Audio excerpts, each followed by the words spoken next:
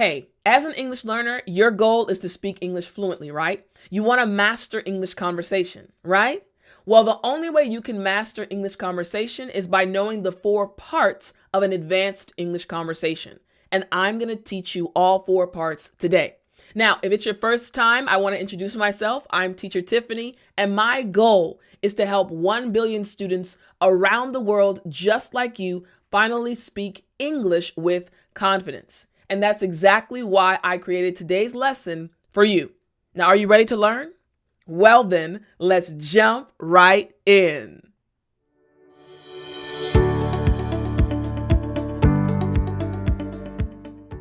All right, now there are 4 parts to a natural advanced English conversation. Let's look at part number 1. Start with small talk. Now again, this is part 1 of an advanced English conversation. It is a way for you to get the conversation jump started naturally. Now, let me look at this really quickly. Jump started. It means to start or improve something more quickly by giving it extra help. So basically, the way you can understand or remember this term is think about when you're in a conversation, right?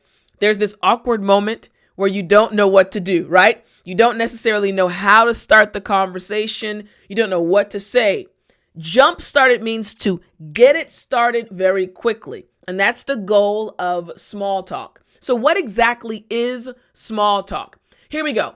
Polite conversation about unimportant or uncontroversial matters, especially as engaged in on social occasions. So the easiest way for you to understand small talk is a period in the conversation at the very beginning that is not too deep, but it's still interesting, but it's basically focused on simple things to talk about that everyone, basically general topics that everyone can talk about. Now, there's a word in the definition that I want to go over with you really quickly, okay? The word is uncontroversial. You see it? Uncontroversial. Now, this emphasizes the point I was making about general topics. Uncontroversial refers to not likely to be disputed or to cause strife or quarrel. Not likely to cause controversy or problems. So again, small talk focuses on general topics that everyone can basically agree on or talk about without any issues. So uncontroversial matters or uncontroversial topics. All right. Okay. Now I want us to look at some more details about small talk. During this part of the conversation, you want to show a genuine interest.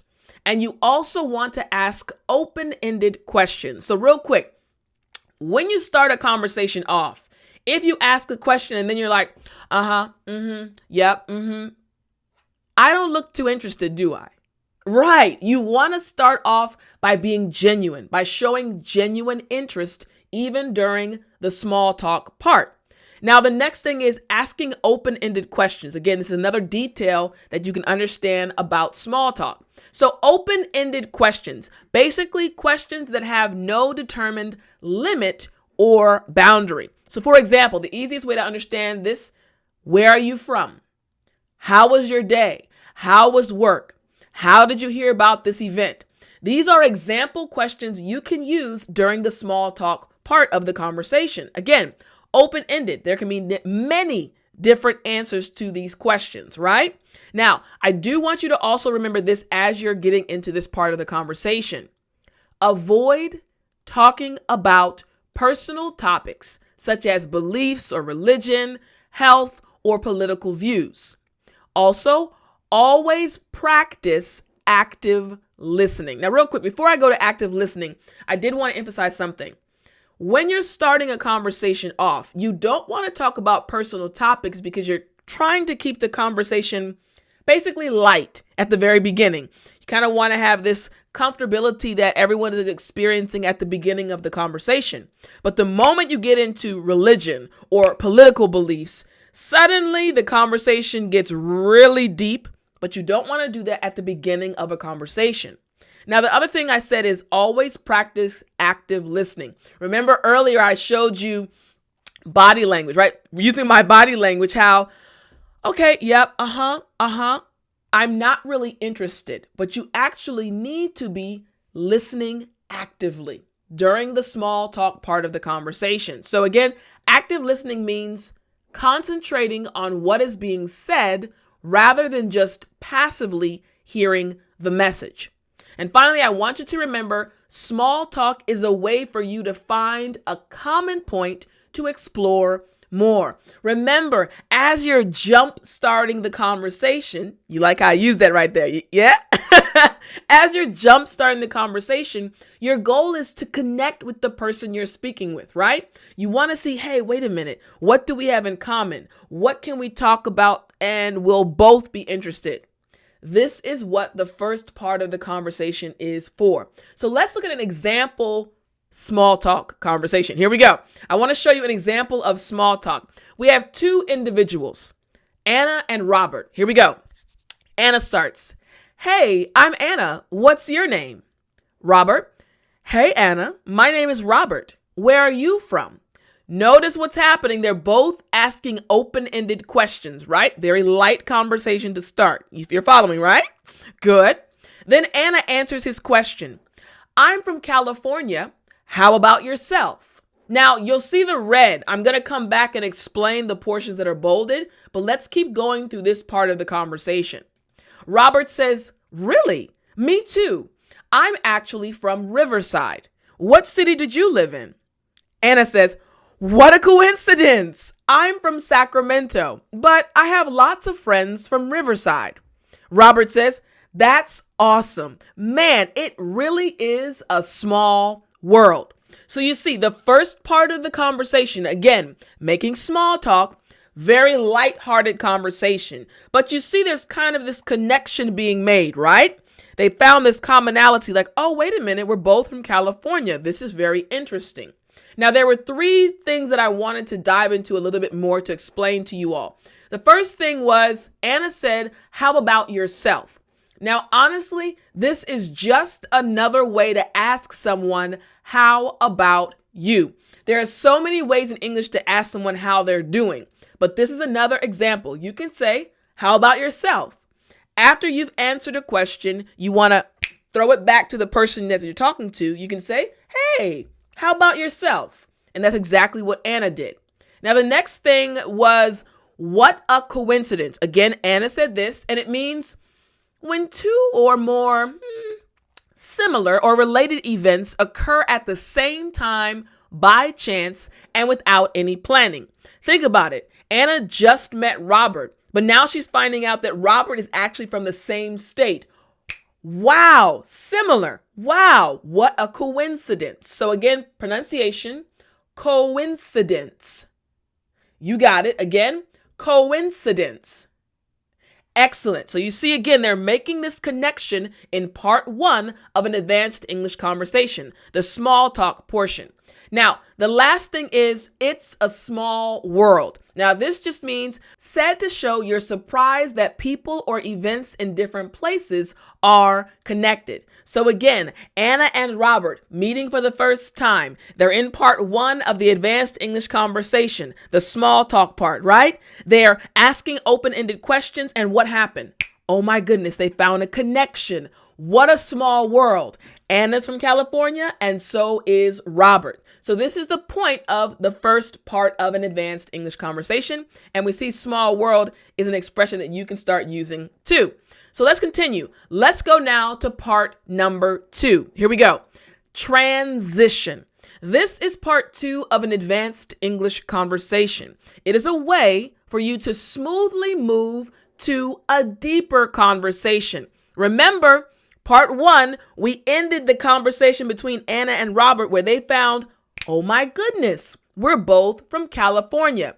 Now there needs to be a transition from the small talk to something else. So part number 2, again, the transition. By actively listening during the small talk part, you will recognize an interesting topic that you can dive deeper into. You see where we're going, right? Anna and Robert, they realized we're both from California. Different cities, though. Now, you see I have dive deeper into. What does this actually mean?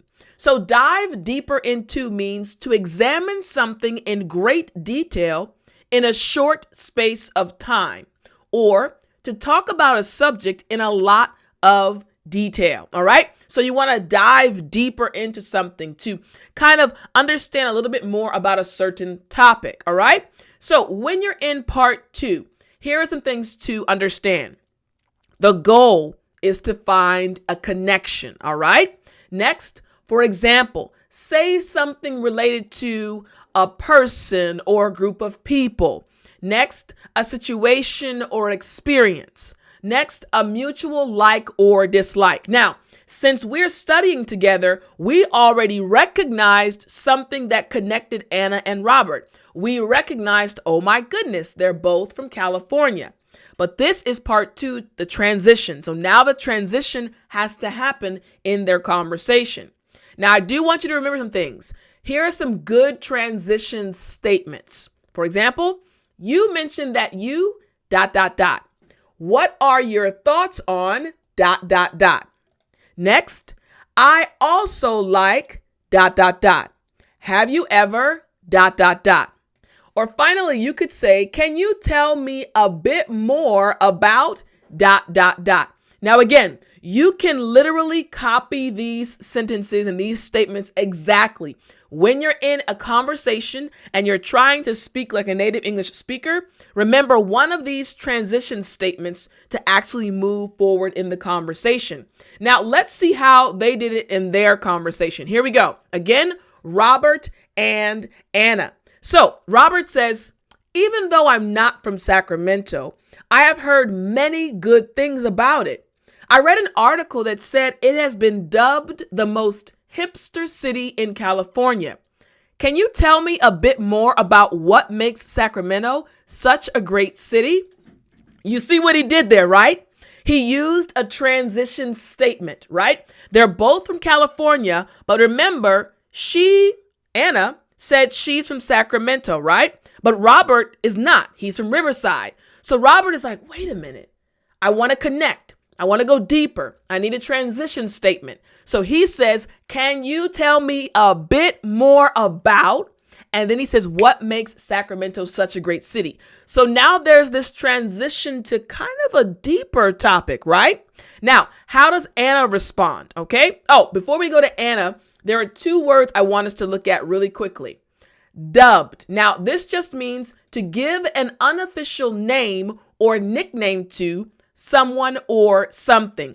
For example, a long time ago, maybe it's been several months ago, you all always comment on the videos, right? One student in the comment section said, teacher, you're my chocolate teacher. So the student started calling me chocolate teacher. I said, okay, I was dubbed or given a nickname by that student. So that's what the word dubbed means. So again, after me, dubbed. Good job. Now you'll also see another word right here in Robert's answer. He said hipster. Real quick for pronunciation, hipster. Excellent. Last time, hipster. Good job. Now, hipster is just someone whose fashion choices and music interests fall outside the mainstream. All right. So someone who doesn't follow the trends, they do their own thing. Right. So Robert is saying, hey, I heard that Sacramento has a lot of hipsters. So now we're going to see how Anna responds. Again, we're still in part 2. Anna says, sure, I'm glad you asked. I love Sacramento. There are so many things that make it a great city. So we're seeing now there's this natural transition that is happening because Robert used one of the transition statements. Now, I have a challenge for you. As we move into part number 3, before we get there, here's the challenge. I want you right now to pick one transition statement and make your own example. Here's the deal. Today, I am partnering with Cambly, an amazing company that cares about students just as much as I do. And they want to help students like you improve their English fluency. So Cambly, again, thank you so much, Cambly. They have tutors from around the world. what they decided to do is allow one student, right? Now they're going to give every student that participates, you're going to win something. Even if you're watching this video later, don't worry, we have a coupon code for you as well in the description. But we're going to give one student a 60-minute free tutoring meeting, right? You're going to have a tutor for 60 minutes. All you have to do is, using one of these transition statements, make your own example and put it in the comment section. So you can say, you mentioned that you ... What are your thoughts on ... Or I also like ... Have you ever ... You can pick one of these 3 transition statements, make your own sentences, and put it in the comment section. Your response, put it in the comment section, and then I will pick one student to get the free 60-minute tutoring session with an amazing Cambly tutor. Now, again, Cambly is awesome. They're such a great company, and they want to help you improve your English. So again, everyone can participate. Everyone will win something. You'll all get the coupon code, but one specific student will get a 60-minute tutoring session. So again, do it right now. Now, let's move on to part number 3. Again, Cambly, thank you so much. Here we go. Part number 3. Part number 3 of an advanced English conversation is the deep conversation part. It is a way for you to connect more with the other person. Here we go. This is kind of when you share your experiences, your interests, your feelings, or just thoughts in general with people in order to connect with them. This is when you really get into an advanced English conversation, right? You're getting to the point where now your ideas, your thoughts, your experiences need to connect with the topic you're discussing. So let's see how you can do this properly and sound like a native English speaker. Here we go. Ask, give, and follow up. This is the pattern. You're going to ask about information. For example, use the 5 W's: who, what, when, where, or why. Ask for details, ask for reasons, or ask for examples. Again, there's this pattern that happens in this part of the conversation, this back and forth, back and forth, back and forth. I like to think of it like a tennis match. You ask a question, then they're going to answer you. Then you have to give information. So give information related to the other person's response or answer. And again, we're going to see this in the conversation between Anna and Robert in a few moments. There's this back and forth, and finally there's a follow-up. So you're going to follow up with another question. Again, going back and forth, back and forth. Now, there's a special situation where you can discover information together. If something comes up that you both are interested in, look up something online that is related to it and relay the new information to the person you are speaking with. They may also find something as well. This is not mandatory, but it is very common in modern times. For example, I'm having a conversation with someone and we're talking about something dealing with sports or something dealing with art, and there's something that we both don't know. And we're like, wait a minute. I go on my phone to look on Google, and he or she goes on his or her phone to look on Google. We realize something and then we share it with each other. This does happen very often in conversations nowadays, but it's not all the time. So the main thing to remember is ask, give, follow up during the deep conversation part. So let's check out Anna and Robert's conversation. They're now in deep conversation. Here we go. Anna, one of my favorite things about Sacramento is its food culture. It is actually known as America's farm to fork capital because the area ships produce all over the nation and has 40 local farmers markets stocked full of local finds. I love getting food from the farmers market. Have you ever been to one? Robert continues. Yeah, they are not as widespread in my area, but we do have one in my neck of the woods. My wife and I are actually vegetarians, so we try to eat organic food as much as possible. Most of our organic produce comes from our local farmers market. Anna, that's awesome. It seems like many more people are starting to get more health conscious these days. My husband and I are also trying to be vegetarian. Robert, I totally agree. We have to take care of our bodies. Would you mind if I asked what made you want to become a vegetarian? Now, we're going to pause there, but you see how naturally the conversation is getting deeper and deeper and deeper, finding out that they're both, they're vegetarian and they're trying to be more like a vegetarian. So the conversation is getting deeper. Now, in the midst of this conversation, again, this back and forth, there were some new words and expressions. So I want to explain these words and expressions to you. Here we go. Farmers markets. Now, these are physical retail marketplaces intended to sell foods directly by farmers to consumers. This is something that may be common in your country already. But a lot of times, so for example, in America, we just go to the supermarket. We buy the food, we take it to the register, and we take it home. But a farmer's market is literally a farmer bringing his or her food to a market and selling it directly to the consumers. And they are pretty popular because people want to eat fresh produce, fresh vegetables, and fresh fruit. So a farmer's market, I guess it's a part of American culture too. Now, another one that was in the conversation is right here. Widespread. Now, this just means found or distributed over a large area or number of people. Now, again, this is something that is very useful. This word is very useful. So widespread. For example, something that is very popular or very common, music, or for example, let's say gospel. I like gospel music. Gospel is widespread. Like no matter where you go, you can hear someone who's heard a gospel song. So we say widespread. Now, the other one is right here. Health conscious. Again, after me, health conscious. Good. Last time, health conscious. Excellent. Now, health conscious just means concerned about how healthy one's diet and lifestyle are. This is something very important for you to understand.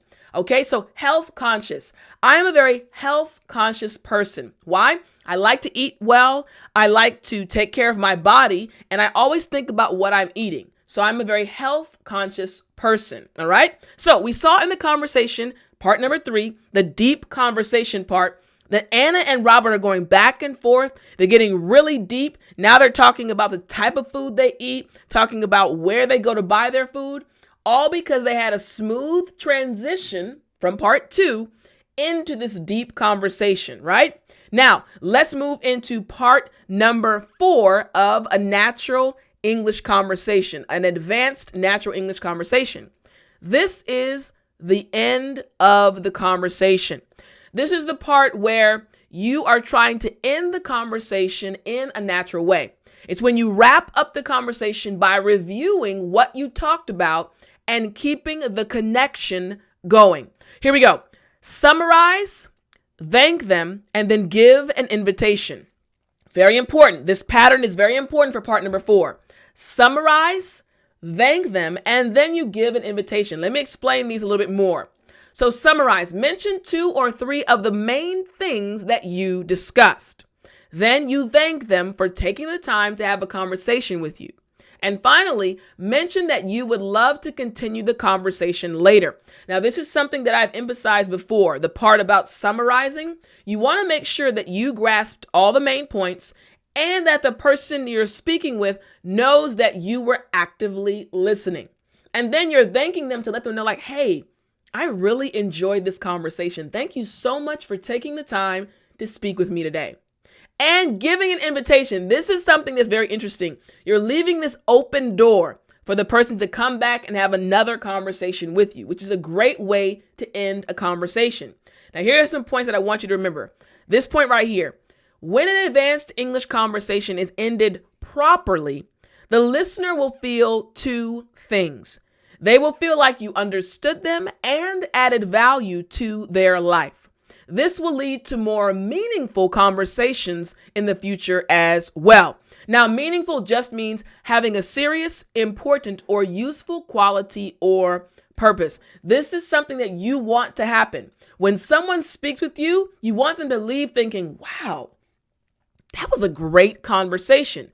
Again, it shows that you are fluent. It shows that you're able to understand, to process, and also to relay and give other information, pieces of information. So it's very important for you to do this at the end of the conversation. So let's see what happened with Anna and Robert. Here we go. Robert says, Anna, I really feel like I am a Sacramento expert now. I want to go visit some of the many farmers markets there one day. Thanks so much for telling me about your city. What did he do? He summarized Sacramento, farmers markets, and then he thanked her. Thank you so much for telling me about your city. Robert is good, y'all. Robert is real good. Now, Anna says, it was my pleasure, Robert. I was also happy to finally meet another vegetarian. You see what she's doing. She's showing that she was listening as well, summarizing. Robert says, true. Hey, we should go on a double date. My wife would enjoy talking with you as well.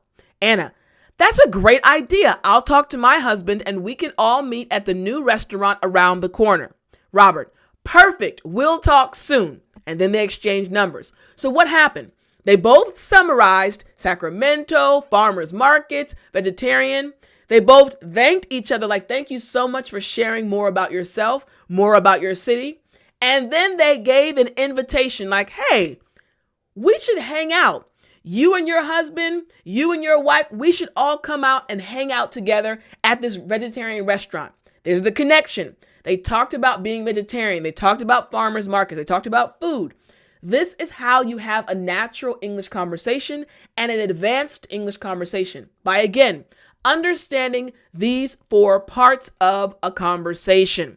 Number 1, small talk. Number 2, the transition. Number 3, deep conversation. And number 4, ending the conversation properly. Now, I hope you enjoyed today's lesson. I hope it helps you finally master English conversation and speak English with confidence. Don't forget to participate in the challenge. Remember, put your sentences right in the comment section, and everyone that participates will be a winner. You'll be able to access the coupon codes right in the description, but there will be one special student that I'll choose to get the 60-minute free tutoring session with a Cambly tutor. Thank you so much, guys. Again, I hope you learned a lot. I can't wait to see you next week. But as always, remember to speak English.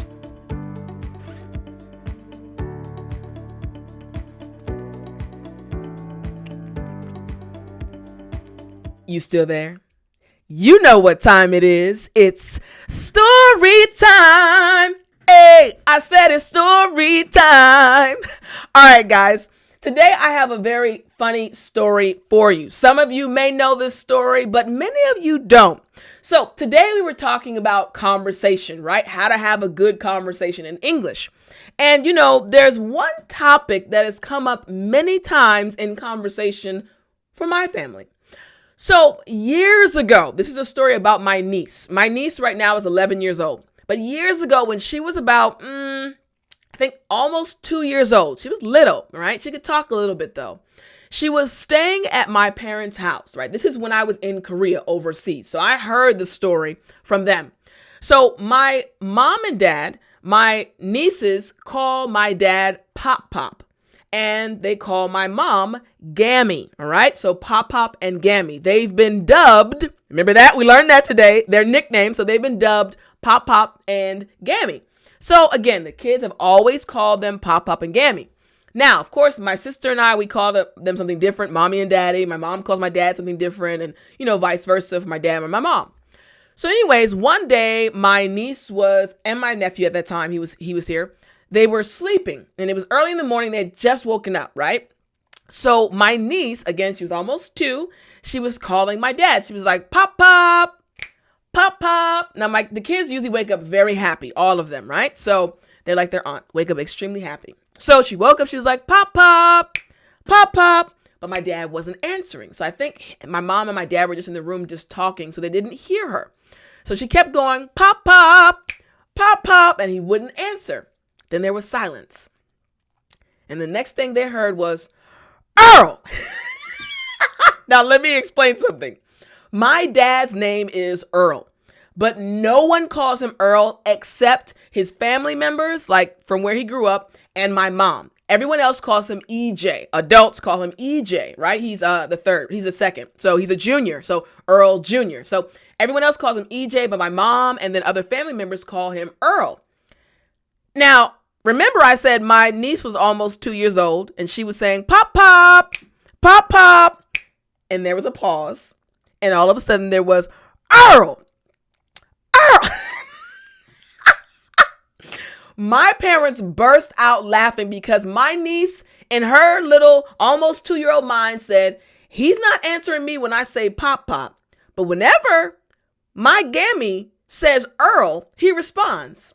So let me try to say Earl. Clearly, as you know, my dad popped up, ran to go get her out of the room, but they were all laughing. My mom was laughing. My dad was laughing. My niece wasn't laughing because she didn't know why it was funny. She was just trying to get his attention. So that has become the topic of so many conversations, and partly because in our culture, we don't call adults by their first name. Like, I don't call my mom by her first name or my dad or their friends. Like, they're either aunt or uncle or miss or mister. And again, it's because in our culture, you don't call someone by their first name if they are your senior, like aunt, uncle, dad, or in that age group. So to hear an almost 2-year-old switch it and say, you know what, you're not answering me when I call, so I'm going to call you your first name because you're not listening. So it's been a running joke. Again, now she's 11 years old, but it's a running joke now, and it's a topic of many conversations. So let me know, maybe something funny happened to you when you were younger or someone in your family. Let me know in the comment section. Don't forget about the challenge as well. Again, remember, I'll pick one student to get the 60-minute free tutoring session, but then everybody else, as long as you participate, you'll get the other coupon codes in the description. Thanks so much, guys. I hope you enjoyed and learned a lot. I will see you next week. Oh, yeah. Don't forget to like, share, and subscribe. Come on, let's build the family up. See you next week.